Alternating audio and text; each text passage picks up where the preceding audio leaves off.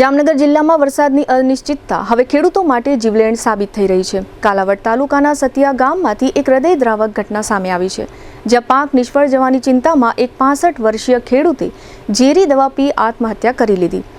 સારવાર દરમિયાન તેમનું મોત થતાં સમગ્ર પંથકમાં શોકની લાગણી પ્રસરી ગઈ છે।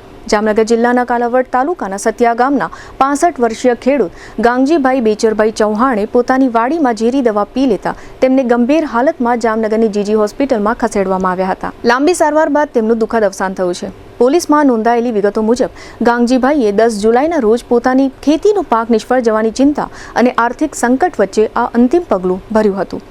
પરિવારજનોએ તેમને તાત્કાલિક સારવાર માટે હોસ્પિટલમાં દાખલ કર્યા હતા, પરંતુ ડોક્ટરોના તમામ પ્રયાસો છતાં તેમનો જીવ બચાવી શકાયો ન હતો। મૃતકના પુત્ર નરેશભાઈ ગાંગજીભાઈ ચૌહાણે સમગ્ર બનાવ અંગે કાલાવડ ગ્રામ્ય પોલીસને જાણ કરી હતી। ત્યારબાદ પોલીસે અકસ્માત મોતની નોંધ કરી વધુ તપાસ હાથ ધરી છે।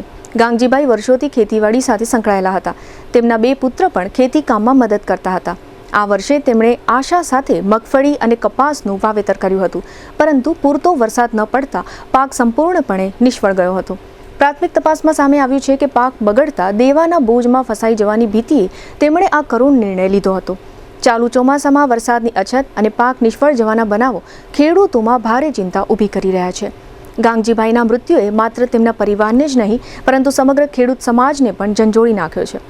ખેડૂતોમાં હવે વરસાદ અને પાક અંગે અનિશ્ચિતતાનો માહોલ જોવા મળી રહ્યો છે।